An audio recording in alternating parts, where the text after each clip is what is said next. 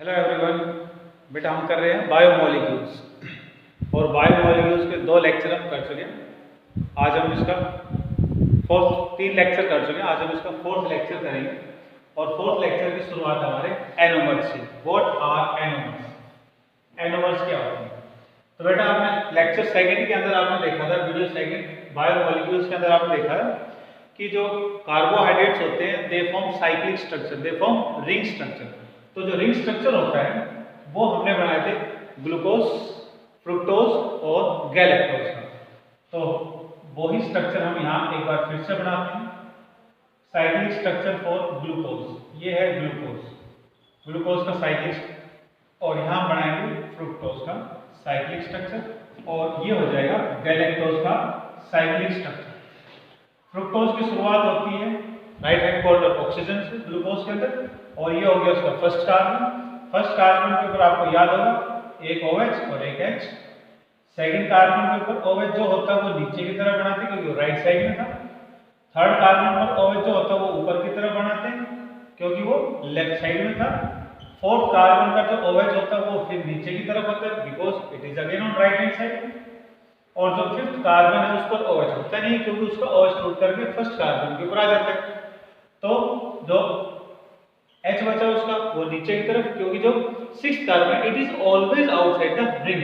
सभी कार्बोहाइड्रेट्स के अंदर जो लास्ट कार्बन होगा, लास्ट सिक्स्थ है, किसी में फिफ्थ है, फोर्थ है, जब भी साइक्लिक स्ट्रक्चर बनेगा तो वो क्या होगा, हमेशा आउटसाइड द रिंग होगा।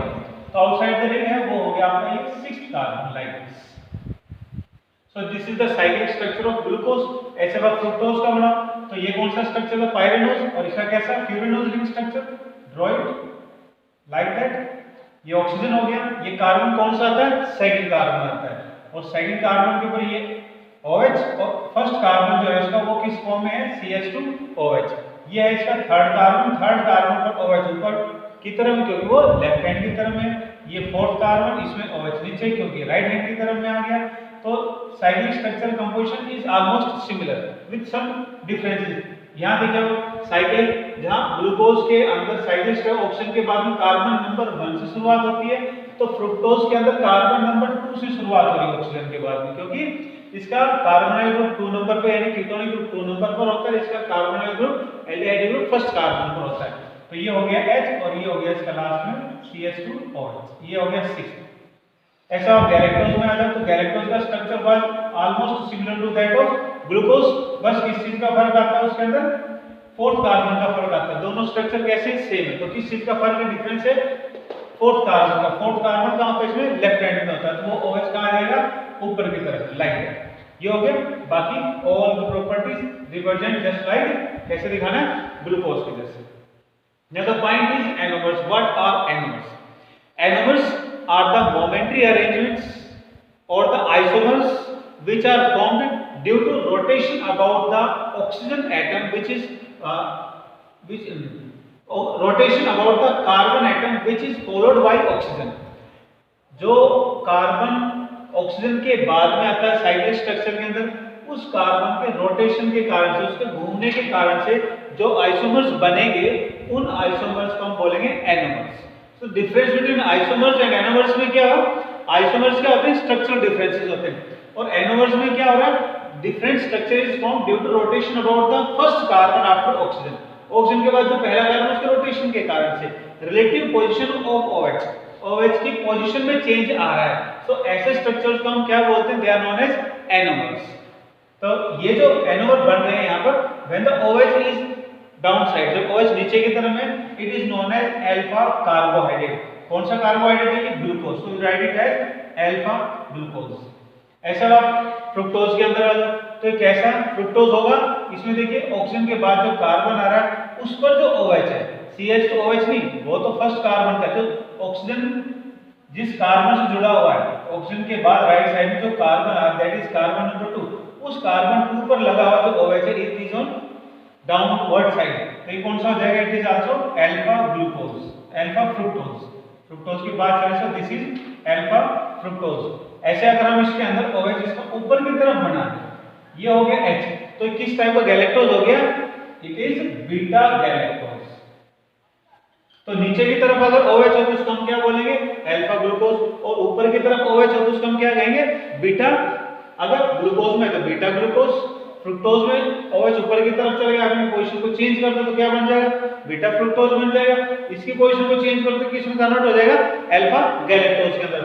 मान लीजिए हम इसका स्ट्रक्चर बनाना चाहें तो we are representing only anomeric position, जो एनोमर है उसकी जो पोजीशन सिर्फ उनको ही रिप्रेजेंट कर रहे हैं।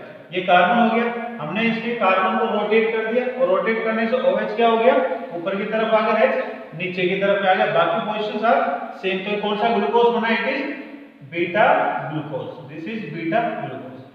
ऐसे अगर आप इसके अंदर बनाओगे तो हाउ विल यू फॉर्म, ये हो गया रोटेट थ्रू 180 डिग्री, 180 डिग्री पे रोटेट करोगे तो OH ऊपर चला जाएगा, CH2 OH नीचे आ जाएगा, तो क्या हो गया, this beta fructose, this is beta fructose. और इसमें अल्फा कन्वर्ट करना हो आपको, अल्फा फॉर्म बनाना हो तो कैसे करोगे आप इसके अंदर, लाइक दैट। ये ऑक्सीजन हो गया, बीटा के बीटा बनाओ, अल्फा बनाना है तो क्या करना है, रोटेशन करो तो OH क्या आ जाएगा, नीचे की तरफ आ जाएगा, क्या बन जाएगा, गैलेक्टोज, ये alpha galactose. So these are isomers, इन्हें हम आइसोमर्स बोलते हैं। After that configuration of monosaccharides, configuration of monosaccharide. Therefore once again अगर हम एनोमर्स की बात करें, anomers are 2 in numbers, anomer 2 हो सकते हैं due to rotation about the carbon atom, alpha और बीटा। अब हम बात करें configuration,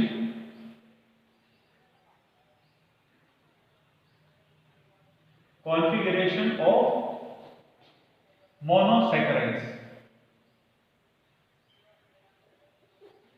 configuration of monosaccharides. Mono single saccharide carbohydrate, यानी कि वो कार्बोहाइड्रेट जो एक यूनिट से बने होते हैं। और ये आपको याद होगा फर्स्ट लेक्चर में हमने कर लिया था कि monosaccharides are formed by, monosaccharide कैसे बनते हैं, from carbon number 3 to carbon number 7। Carbon 3 से बनने शुरू होते हैं, कार्बन 7 तक ये कार्बोहाइड्रेट हमारे बन जाते हैं, तो इनको हम क्या कहेंगे, मोनोसैकराइड्स के नाम से कहेंगे। तो कॉन्फ़िगरेशन की बात है, कॉन्फ़िगरेशन कौन सी चल रही है, D and L configuration. D और एल कॉन्फ़िगरेशन क्या होती है, फॉर एग्जांपल आपको नाम दिया D glucose, so what do you understand by writing this D glucose. अभी हमने कौन सा किया था, अल्फा ग्लूकोज। तो अल्फा ग्लूकोज जब लिखा था आपको पता चल गया कि साइक्लिक फॉर्म में ऑक्सीजन के बाद जो कार्बन आ रहा है उसमें OH नीचे की तरफ है, तो ये अल्फा ग्लूकोज है।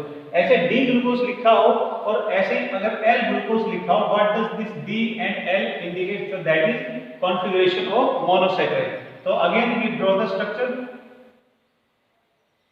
Oxygen, first carbon, second, third, fourth, fifth. अब देखो आप इसके अंदर ये जो स्ट्रक्चर हमने बनाया इस जगह को, ये हो गया साइक्लिक स्ट्रक्चर।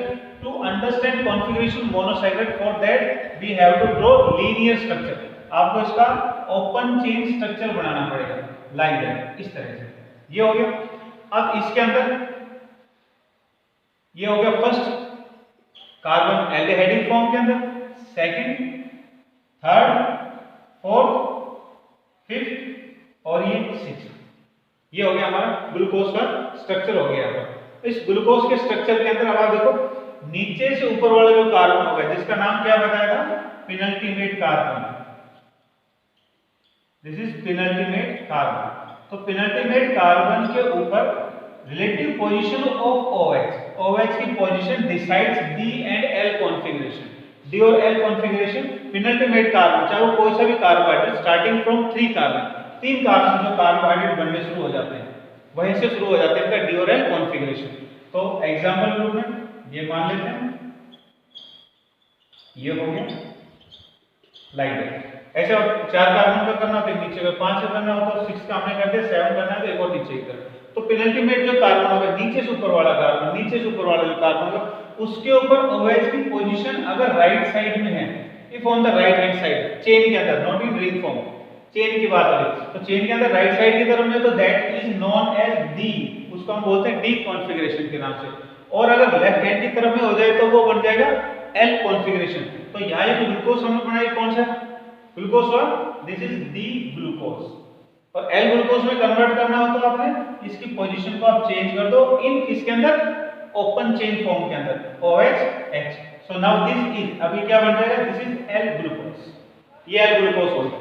ऐसे अब आप इसके अंदर पोजीशन को रोटेट कर दो, आप ये यहाँ की तरफ आ जाए, ये ऐसे आ जाए, तो आप राइट हैंड साइड की बजाय किस साइड में आ गया, ये लेफ्ट हैंड साइड की तरफ। तो अब इसको क्या हो गया, this is known as L, क्या था ये, एल ग्लिसरल्डिहाइड। 3 कार्बन के एल्डिहाइड का नाम है, 3 कार्बन के एल्डिहाइड कार्बोहाइड्रेट का नाम है ग्लिसरल्डिहाइड। सो इट इज, क्या नाम है इसका, glyceraldehyde. This is L glyceraldehyde. तो ये बात है हमारी कॉन्फ़िगरेशन को लेकर के। इसके अलावा you might have felt that somewhere it is written as D bracket plus glucose, और कहीं पर लिखा होता है D bracket minus glucose, like D dash bracket plus dash glucose. Glucose की जगह कोई और कार्बोहाइड्रेट हो सकता है, like D dash plus dash fructose, fructose हो गया। ऐसे ही हो सकता है L डैश माइनस गैलेक्टोज, ऐसे ही हो सकता है L डैश प्लस गैलेक्टोज, या किसी भी कार्बोहाइड्रेट के साथ में ये हो सकता है, लाइक राइबोस, डीऑक्सीराइबोस। अब हम इनके स्ट्रक्चर्स को बनाते हैं। तो स्ट्रक्चर अगर हम इनका बनाएं तो इसका स्ट्रक्चर क्या होगा, वो देखिए यहाँ पर 2 प्रकार के डेजिग्नेशंस आर यूज्ड, 2 प्रकार की चीजों को यूज किया गया। जो कैपिटल D और कैपिटल है L है, they are representing position of OH hydroxyl group, OH group, कहां पर, on penultimate carbon, penultimate carbon के ऊपर OH पोजीशन। और ये जो हमने प्लस माइनस यूज किया है, they are representing optical activity. ये किसको दिखा रहा है, optical activity, optical activity of carbohydrates. इसके अलावा ऑप्टिकल एक्टिविटी के लिए प्लस माइनस सिंबल्स के अलावा वी यूज स्मॉल l और small d।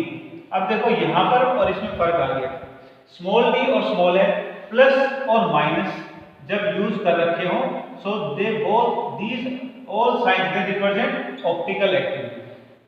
Small l, small d, plus और minus symbol, they are representing, किसको दिखाते हैं, ऑप्टिकल एक्टिविटी को दिखाते हैं। L का मतलब लिवोरोटेटरी, स्मॉल d का मतलब डेक्स्ट्रोरोटेटरी, माइनस का मतलब लिवोरोटेटरी और प्लस का मतलब डेक्स्ट्रोरोटेटरी।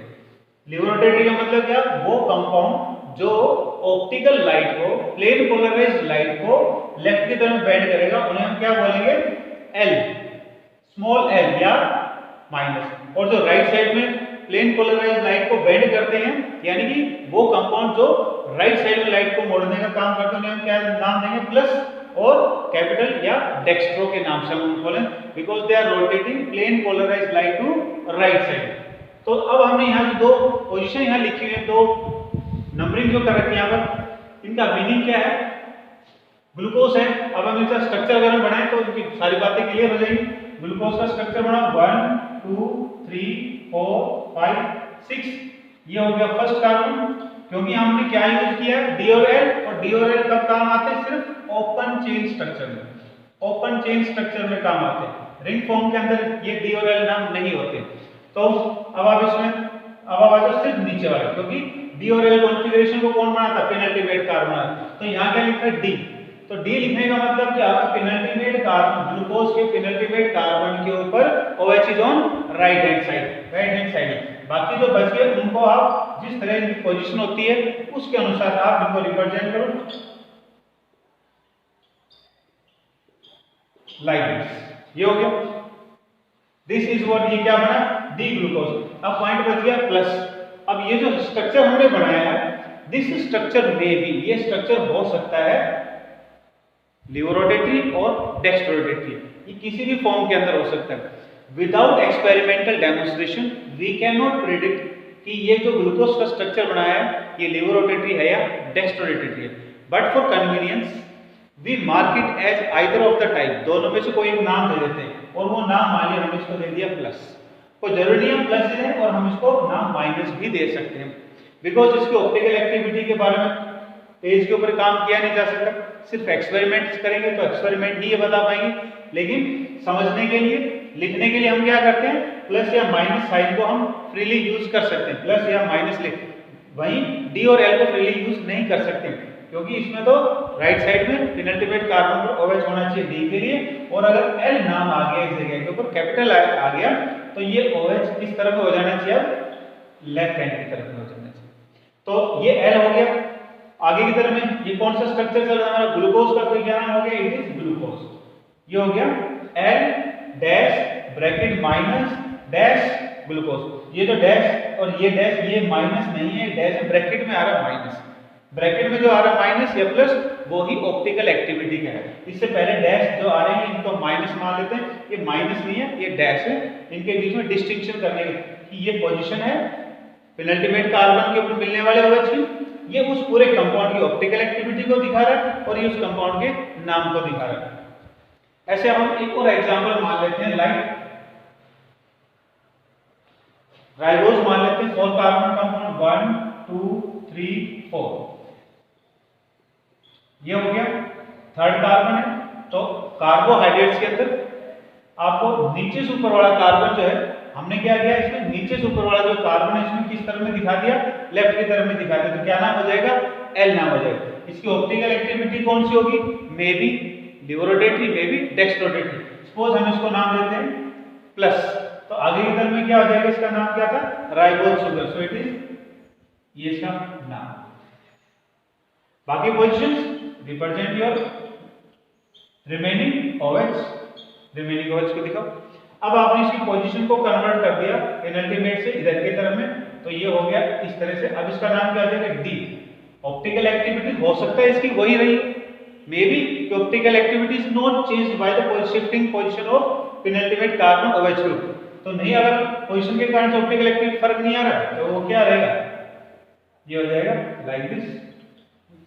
और हो सकता है इसके चेंज होने से ऑप्टिकल एक्टिविटी भी चेंज हो रही हो, तो फिर हम इसका सिंबल भी चेंज कर सकते हैं उसके। एक और जो कंफ्यूजन होती है माइंड के अंदर वो होती है L। बुक्स के अंदर आपको L के बहुत सारे एग्जांपल में L के आगे माइनस लिखा हुआ है। इन मैक्सिमम एग्जांपल्स L के आगे माइनस लिखा है, तो माइंड के अंदर ये हो जाता है कि L रिप्रेजेंट्स माइनस। ये माइनस इसलिए लिखा गया क्योंकि ये L है। तो ये चीजें अलग हैं, इनका इनके प्लस माइनस से कोई मतलब नहीं है। ये किसके लिए था बेटा, ये है पेनल्टीमेट कार्बन मिलने वाले OH की पोजीशन के लिए, और जो प्लस और माइनस ये ऑप्टिकल एक्टिविटी के लिए। और ये ऑप्टिकल एक्टिविटी सिर्फ एक्सपेरिमेंट से पता चलती है, ये हम अब पोजीशन को देख करके बता सकते हैं। So that was configuration of monosaccharide related to D and L configuration. D और L कॉन्फ़िगरेशन के बारे में बात करें। After that we have disaccharides. Monosaccharide खत्म हो चुके हैं, एनोमर्स खत्म हो गए। अब इनके बाद में हमारे पास है disaccharide. Disaccharide, di means two, saccharide means carbohydrate. यानी कि जब दो कार्बोहाइड्रेट जुड़े, तो अब हमारे क्या करना है, we have to combine two carbohydrates. दो कार्बोहाइड्रेट कैसे जुड़ते हैं, उसके बाद फिर हम करेंगे पॉली कार्बोहाइड्रेट। तो पॉलीसैकेराइड जो होंगे वो कैसे जुड़े होते हैं, आपस में बॉन्डिंग किस तरह की होती है, that we will try to understand. Now let's start. We have 3 types of disaccharides. 3 disaccharide हमारे पास में, दे आर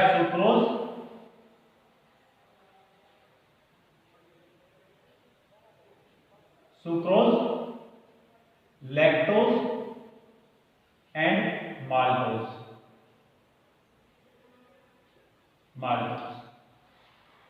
डाइसैकेराइड्स हैं, तो इसका मतलब they are composed of 2 unit, 2 unit से बने हुए। And easy trick to remember their names, वो किस किस यूनिट से मिल करके बने हैं उनको याद करने का आसान सा तरीका है, सभी के अंदर ग्लूकोज है। सो जी मैं जो लिख रहा हूं इट इज रिप्रेजेंटिंग ग्लूकोज। और कौन सा ग्लूकोज है, इन all type it is alpha glucose.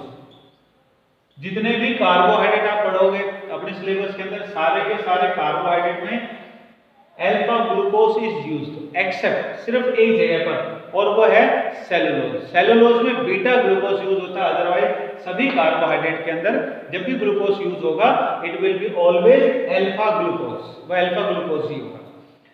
तो एक यूनिट का पता लग गया हमारे को, जितने भी डाइसैकेराइड है, पॉलीसैकेराइड है, सब किससे बने हैं, ग्लूकोज से बने। तो उसमें सब में ग्लूकोज तो होगा, और ग्लूकोज होगा तो कौन सा होगा, अल्फा। सिर्फ सेलुलोज में कौन सा बताया, बीटा ग्लूकोज बताया।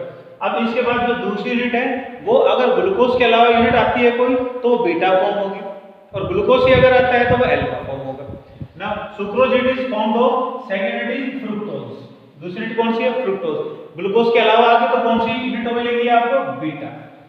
अब आ जाओ lactose. Lactose formed by second unit galactose. Second unit है इसमें गैलेक्टोज, GAL शॉर्ट में लिखा है, G ग्लूकोज के लिए, GL गैलेक्टोज के लिए। तो ये कौन सी यूनिट होगी? It is also beta. और जो माल्टोज है it is formed bye 2 glucose units, इसमें 2 ग्लूकोज यूनिट है, तो ये हो गया ग्लूकोज, और ग्लूकोज हो गया तो कौन सा होगा? अल्फा, क्योंकि बीटा सिर्फ सेलुलोज में ही पाया जाता है, तो वो हम सबसे लास्ट में करेंगे। ये हो गया यहाँ पर। So by this trick we come to know कि इनके अंदर कौन कौन से मोनोसैकेराइड यूनिट है और मोनोसैकेराइड के कौन से टाइप है। अब हम इनके बॉन्डिंग की बात करते हैं, how they are joint with each other, कैसे जुड़े होते हैं। पहले हम बात करते हैं सुक्रोज को। सुक्रोज के अंदर बॉन्डिंग बनाते हैं। सुक्रोज कैसे बनाते हैं?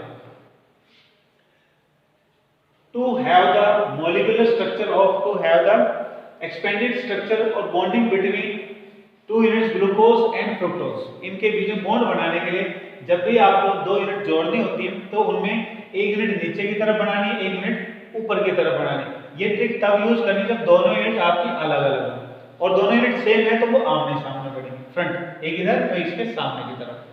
तो अब यहाँ पर क्या है, फर्स्ट वाले में दोनों यूनिट अलग अलग है, और दोनों में से अब आप पहले कौन सी यूनिट को बनाओगे? नीचे की तरफ कौन सी यूनिट को बनाओगे? जो बीटा फॉर्म है। तो बीटा फॉर्म में कौन सी है? Fructose. So first to draw the structure of fructose. Fructose का स्ट्रक्चर कैसा था? फ्यूरानोज टाइप का रिंग स्ट्रक्चर था, 5 मेंबर का रिंग स्ट्रक्चर था। यहाँ पर इसमें ऑक्सीजन है, ये कार्बन हो गया, किस फॉर्म में है? बीटा फॉर्म में। तो ऑक्सीजन के बाद जो पहला कार्बन होगा फ्रुक्टोज में, कौन सा कार्बन? Carbon number 2। इसका कार्बन पर जो OH है वो ऊपर की तरफ में होगा, तो वो क्या बनेगा? Beta. This is beta fructose. नीचे की तरफ में क्या हो जाएगा? CH2OH। ये हो गया कार्बन नंबर 1 2, ये कौन सा है? 3 पर OH क्या होता है? लेफ्ट हैंड में, तो लेफ्ट हैंड कहां बनाते हैं? ऊपर की तरफ में। ये हो गया 4 में राइट हैंड में, तो नीचे बन गया। ये हो गया 5 में सिर्फ H होता है और 6 बाहर की तरफ होता है। सो that is the monomeric structure of fructose. ये फ्रुक्टोज का रिंग स्ट्रक्चर बन गया। किस फॉर्म में बना? बीटा फॉर्म के अंदर बना। अब आपने क्या जोड़ना है इसके साथ में? अल्फा ग्लूकोज जोड़ना है। तो यहाँ इन दोनों के बीच में जो बॉन्डिंग है बेटा वो आपको याद रखनी है, it is beta 1,2 glycosidic bond. 1,2 glycosidic है, मतलब एक कार्बन और 2 कार्बन। तो 2 कार्बन तो आपका बन चुके, एक कार्बन बचा, तो दूसरी यूनिट का एक कार्बन इसके साथ बॉन्ड बनाओगे। बॉन्ड बनाने का ट्रिक क्या होगा? जहां आपने OH दिखाया इसके अंदर उसके ऊपर डॉटेड लाइन बनाओ इस तरह से by your pencil like this. अब इस जगह के ऊपर आप दूसरी यूनिट जो जोड़ोगे उसका फर्स्ट कार्बन आना चाहिए, तो उसका फर्स्ट कार्बन जब आप बनाओगे तो लाइक दैट ऐसे बनाओ। ये हो गया। है कौन सी यूनिट? दूसरी ग्लूकोज। ग्लूकोज का कैसा स्ट्रक्चर है? Furanose ring structure, pyranose ring structure. ये हो गया। ये हो गया ऑप्शन। ये हो गया इसका कार्बन नंबर 1। तो कहां कहां बॉन्ड है इसमें? कार्बन नंबर 1 और कार्बन नंबर 2 में। तो ये 1 हो गया, ये 2 हो गया। अब आप इस लाइन को यहां से रब कर दो। अब आप इसे स्ट्रक्चर बनाने का एक तरीका हो गया, आप इसे लीनियर फॉर्म के अंदर, एक स्ट्रेट फॉर्म के अंदर स्ट्रक्चर बना पाओगे। अब इसके अंदर क्या हो जाएगा?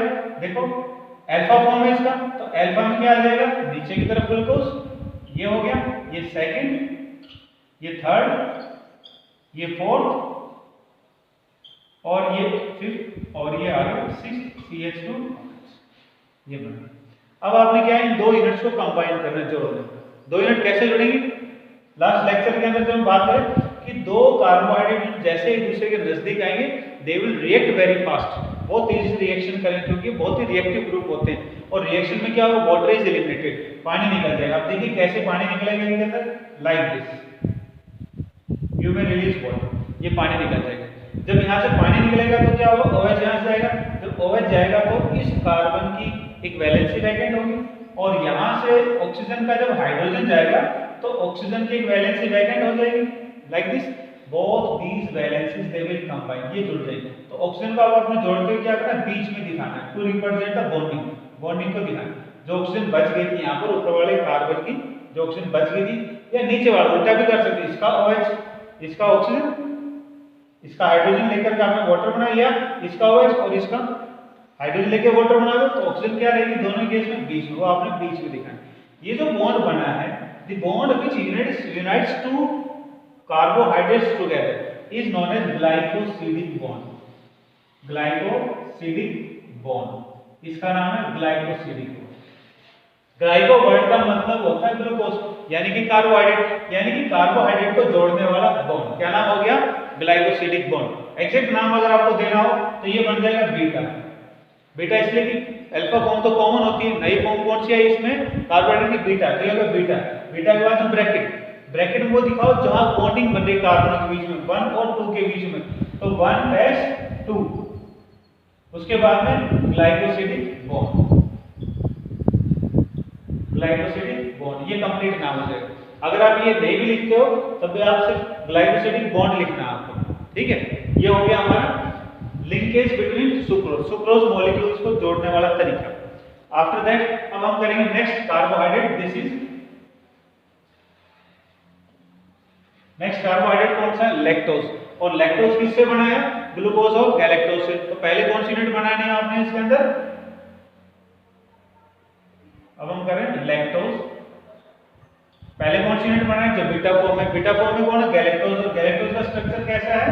जस्ट लाइक ग्लूकोज, ग्लूकोज के जैसा स्ट्रक्चर, लाइक दिस। ये हो गया, ये हो गया इसका ऑक्सीजन। कार्बन कौन सा फॉर्म? बीटा, बीटा है तो OH ऊपर की तरफ चला जाएगा। ये हो गया इसका फर्स्ट सेकंड कार्बन, ये हो गया थर्ड कार्बन, थर्ड में OH ऊपर की तरफ। गैलेक्टोज की बात आ रही है, गैलेक्टोज हम बना रहे हैं, ये जो बना रही क्या है? गैलेक्टोज। तो गैलेक्टोज में फोर्थ कार्बन का OH भी लेफ्ट हैंड में होता है, तो इसका काम ऊपर की तरफ दिखाओ। फिफ्थ का H और ये CH2OH इस चीज। तो ये बन गया हमारा ring structure for beta galactose. अब आपने बॉन्डिंग बनानी है इनके अंदर। जब आपने बॉन्डिंग बनानी है इसमें इनके अंदर, तो ये जो बॉन्डिंग होगी ना आपकी, this will be your beta 1,4 glycosidic bond. यहाँ जो बॉन्ड बनेगा वो होगा 1,4 ग्लाइकोसिडिक बॉन्ड बनेगा। तो 1,4 ग्लाइकोसिडिक बॉन्ड बनाने के लिए आपने क्या करना है? वही डॉटेड लाइन बनाओ इस तरह से, और यहाँ पर आप फोर्थ कार्बन को लाके रखो ऐसे, लाइक जो अगली यूनिट है उसका फोर्थ कार्बन यहाँ पर है। ऑक्सीजन 1 2 3 4, ये 4 हो गया। अब आप इस लाइन को रब कर दो और यहाँ पर हो गया OH, क्योंकि ये क्या है? ग्लूकोज। और ग्लूकोज कौन सा है? Alpha form. तो अल्फा फॉर्म में क्या होगा? OH नीचे की तरफ यहाँ पर, फिर ये OH, फिर ये OH, और यहाँ पर ये आ गया H और ये CH2। अब क्या करना है? ये दोनों आपने जोड़ दें, इसका OH इसका H, उल्टा कर दिया। एक ही बात है, किसी का भी OH और किसी का भी H ले लो, वाटर बना दो, रिलीज कर दो, तो बीच में क्या बच जाएगा? ऑक्सीजन। इस ऑक्सीजन का नाम क्या है? ये जो बॉन्ड है, इस बॉन्ड का नाम क्या था? Glycosidic bond. This is glycosidic bond. Glycosidic bond, पूरा नाम क्या है? बीटा। किस किस कार्बन में है? 1 और 4 के रूप में। ये जो हमने नाम दिया है यहाँ पर, इस बॉन्ड का जो नाम यहाँ दिया हमने, ये जो नाम दिया बॉन्ड का, this bond is known as glycosidic bond in biology. लेकिन केमिस्ट्री में अगर हम इस बॉन्ड का नाम देना चाहें तो this bond is ethereal bond. This is known as ethereal bond. क्यों? क्योंकि ये इथर, इसके इधर भी कार्बन है, इसके इधर भी कार्बन, ठीक है। तो क्या हो गया? This is ethereal bond in chemistry language. तो अब हमने क्या? लैक्टोज। अब क्या बच गया हमारे पास? डाइसैकराइड से maltose.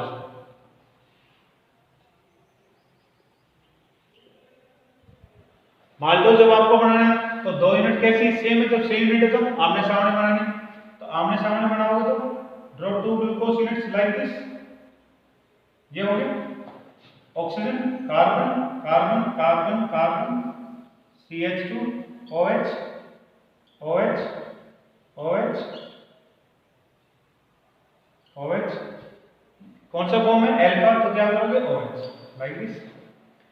Plus second unit, second unit जब आप बनाओगे बिल्कुल इसके सामने इसके जैसे यूनिट को लगाना है, इसको उठा के आगे तरफ में लगाना, टर्न करके नहीं लगाना। तो उसको आप उठा करके आगे तरफ में लगाओगे दूसरी यूनिट को, तो वो कैसे हो जाएगी? लाइक दिस, बिल्कुल ऐसे आगे तरफ। तो ये बन जाएगा OH H ऑक्सीजन, ये हो गया आपका OH। अब देखना ये कौन सा कार्बन है? Fourth carbon. ये कौन सा कार्बन है? फर्स्ट कार्बन है। बाकी एज यूजुअल। अब ये दोनों यूनिट जब आप जोड़ोगे तो क्या होगा? इसका OH और इसका OH एक दूसरे के नजदीक आएंगे और ये कंबाइन करेंगे, जोड़ेंगे, तो ये क्या बन जाएगा? लाइक वाटर रिलीज हो जाएगा लाइक। सो यहाँ जो बॉन्ड बना है, this is in the form of U। ये U के फॉर्म में बना है, ये जरूर ध्यान रखना। बॉन्ड तो आपका ऐसे, you can represent this bond, आप इसको ऐसे भी करके दिखा सकते हो, बट ऐसे जब बॉन्ड बनाओगे तो ये अल्फा और बीटा फॉर्म्स के बीच के डिस्टिंक्शन को नहीं दिखाता है। तो इसलिए हमें क्या करना है, इस बॉन्ड को कैसे बनाना है, यू फॉर्म के अंदर बनाना है, लाइक दिस। क्या नाम है इस बॉन्ड का, सेम ग्लाइकोसिडिक बॉन्ड। कौन सा है, 1,4, कौन से टाइप का है, अल्फा, क्योंकि दोनों ही अल्फा यूनिट है। So this was about disaccharides. अब हम बात करेंगे polysaccharides. Now we will have polysaccharides. Polysaccharides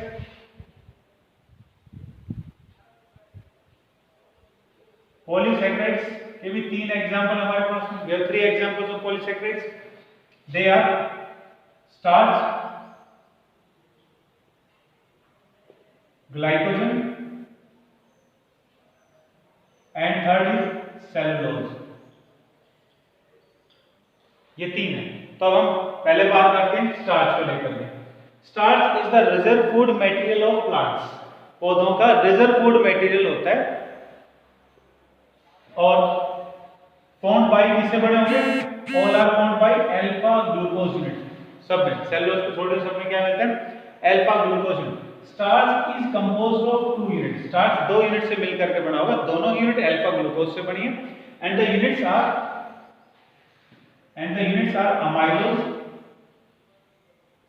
amylose and amylopectin। Amylose और अमाइलोपेक्टिन होती है।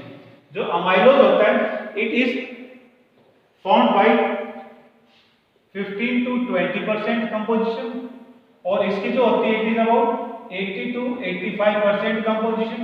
ये होता है। जो अमाइलोज है, इट रिएक्ट्स विद आयोडीन, ये आयोडीन से रिएक्शन करता है। वहीं जो अमाइलोपेक्टिन है, it do not react with iodine, ये आयोडीन से रिएक्शन नहीं करता है। और आयोडीन से रिएक्शन करके ये बनाता है blue coloured complex. Blue coloured complex, blue colour का कॉम्प्लेक्स बनता है, नीले रंग का एक कंपाउंड बनता है इसके अंदर। तो ये पहचान होगी इसकी। इसके अंदर जो ग्लूकोज यूनिट्स होती हैं, they are 200 to 1000 units. Glucose की, अल्फा ग्लूकोज की जो यूनिट है इसके अंदर, वो कितनी होगी अमाइलोज में, 200 to 1000 ग्लूकोज यूनिट। वहीं इसके अंदर जब हम बात करें तो ये ग्लूकोज से रिएक्शन नहीं करता है, तो रिमेन्स एज सच कलरलेस। और इसके अंदर जो यूनिट्स होती हैं, they are from 2000 to 3000 glucose units, ये होती हैं। अगला इंपॉर्टेंट पॉइंट क्या है इनके बारे में, ये it is in linear form. ये लीनियर फॉर्म में होता है, मतलब इसमें सीधी चेन लगी हुई, ग्लूकोज आपस में, जैसा कि हमने किसमें बनाया था, माल्टोज में बनाया था, सीधी चेन करके जुड़े हुए, तो वैसे ये इसके अंदर सीधी चेन के फॉर्म में जुड़े हुए होते हैं।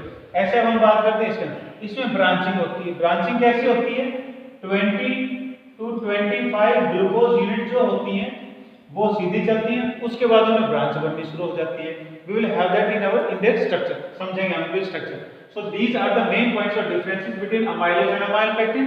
Both of them they interact to form the starch. ये दोनों मिलकर के स्टार्च को बनाती है। दोबारा देखो, अमाइलोज और अमाइलोपेक्टिन की कंपोजिशन का फर्क है, तो वो कैसे पता चलता है, यूनिट्स को देख के पता चलता है। ये 200 यूनिट्स होती हैं, तो इसकी 2000 यूनिट है, तो 200 से लेकर के 1000 तक, या 2000 से लेकर 3000 तक की यूनिट है। इसमें ब्रांचिंग होती है ज्यादा अमाउंट के अंदर, इसलिए इसकी परसेंटेज क्या होगी, ज्यादा होगी। ये 15 to 20% है, 80 to 85%।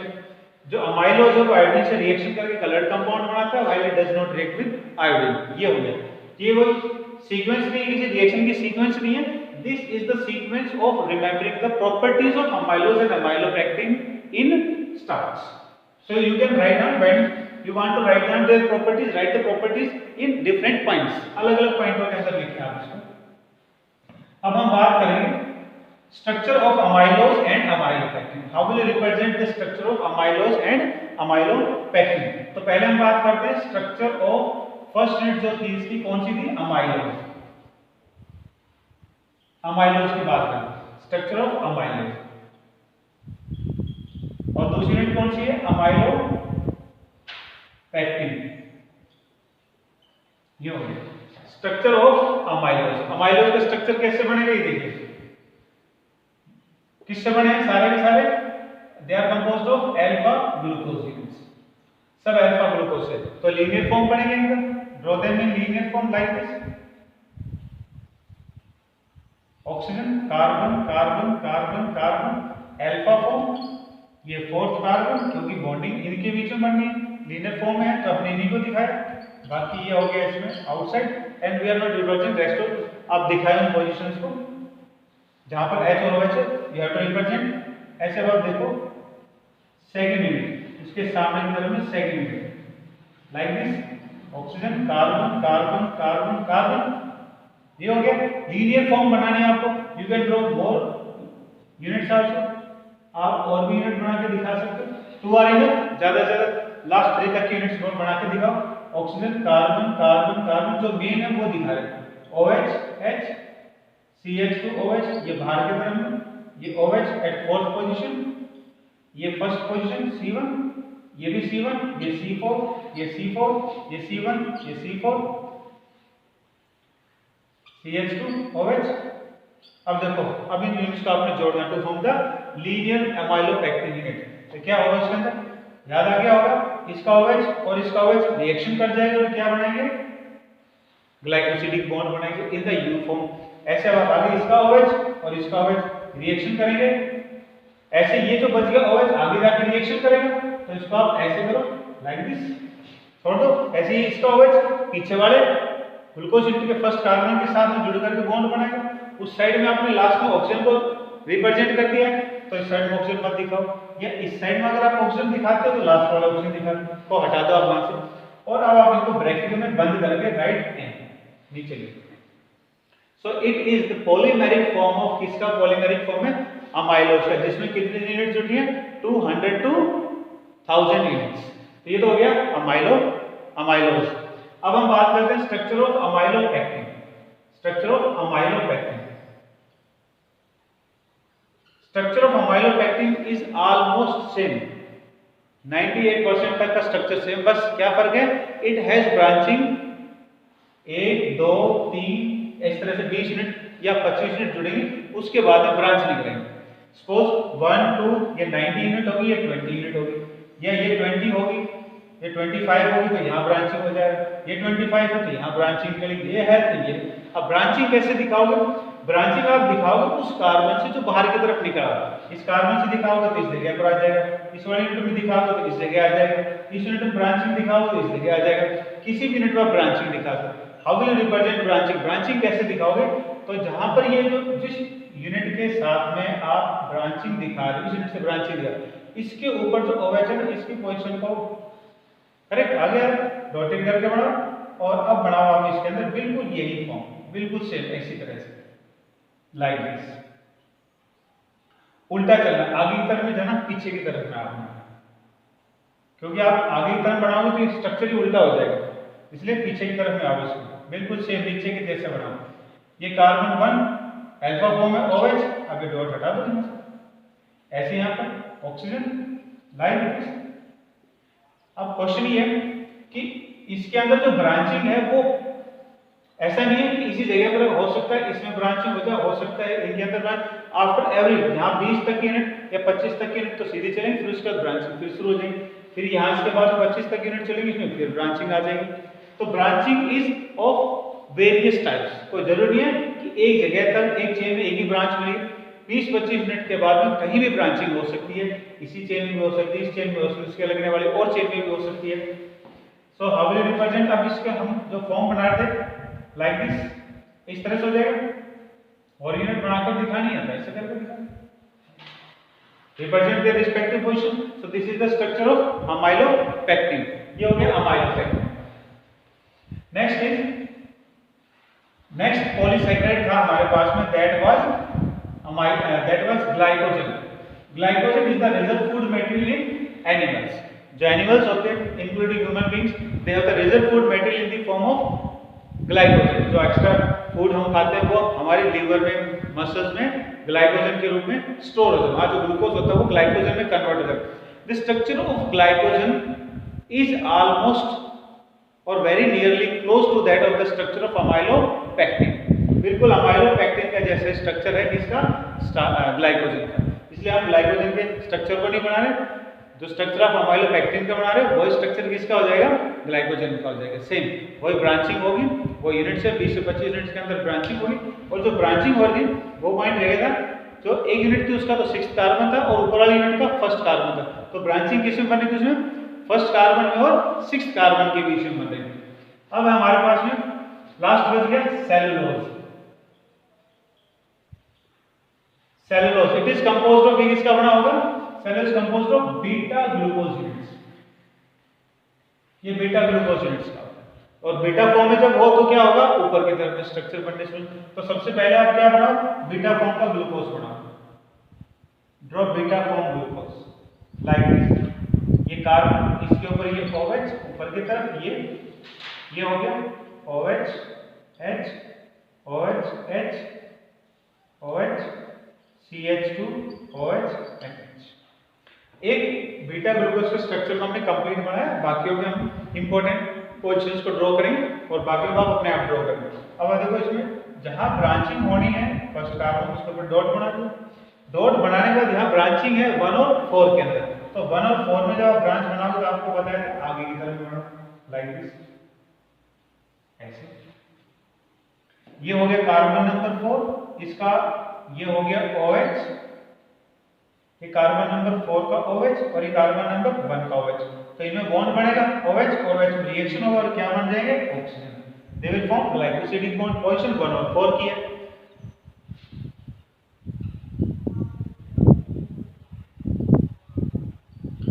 ऑक्सीजन कार्बन, अब बीटा फॉर्म है OH H, clear, draw the respective position.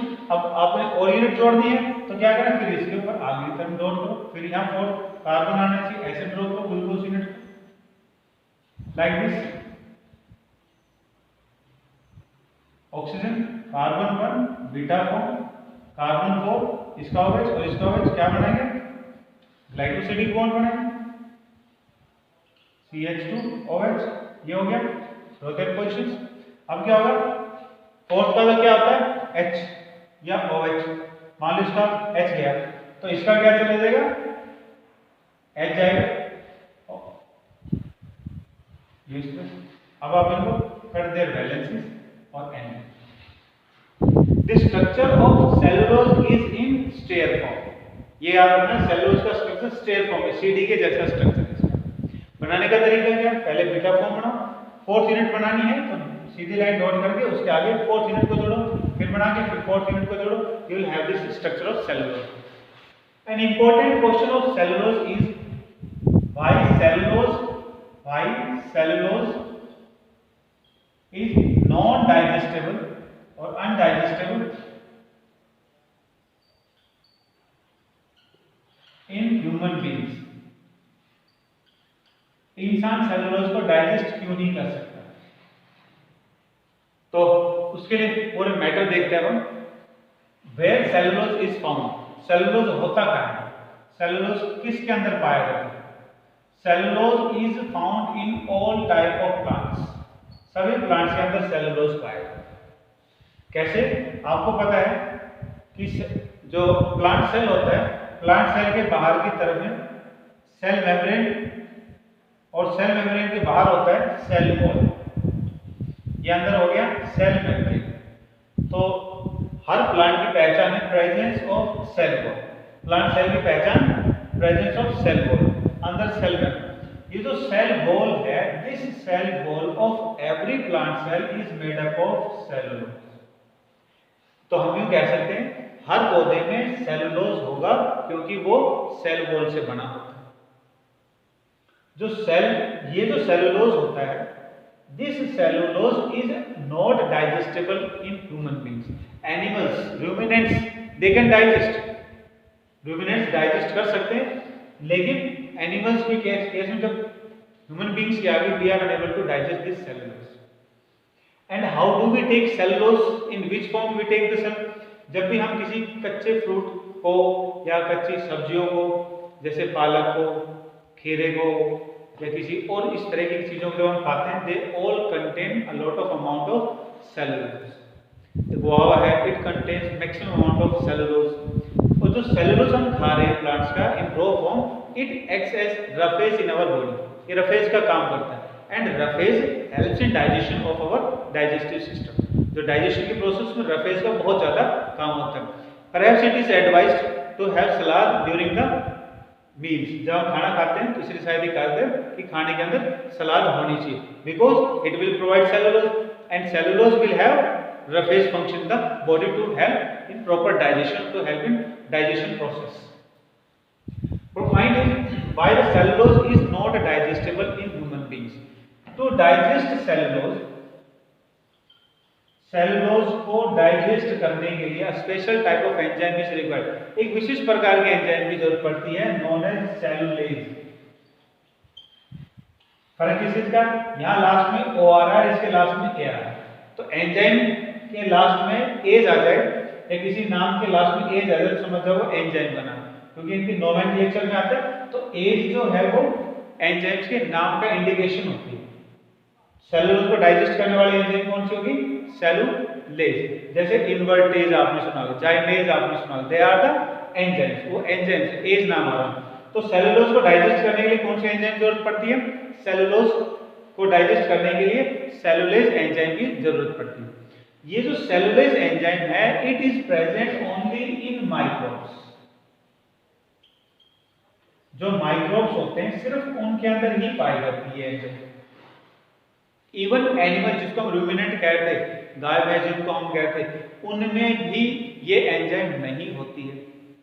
But since we know that animals they do not have hygienic food, they intake plenty of amount of microbes in their body, and these microbes they digest the roughage, they digest the fodder which they eat। जिस fodder को वो खाते हैं जानवर, उस fodder में बहुत सारे अमाउंट ऑफ माइक्रोब्स होते हैं, और वो माइक्रोब्स में क्या है, सेलुलोज एंजाइम है। और ये सेलुलोज एंजाइम अब उस फूड को डाइजेस्ट करेगी। डाइजेस्ट करने के बाद अब प्लांट डाइजेस्ट, अब जो एनिमल है वो डाइजेस्टेड फूड को यूज करता है। In case of human beings, we use hygienic food. We don't have microbes in the food. Microbes होते ही नहीं है, तो डाइजेशन का काम सेलुलोज का नहीं हो पाता है। यानी कि for the digestion of cellulose in human beings must have cellulase enzyme, but humans do not have cellulase enzyme. Therefore, cellulose is not digestible by human beings.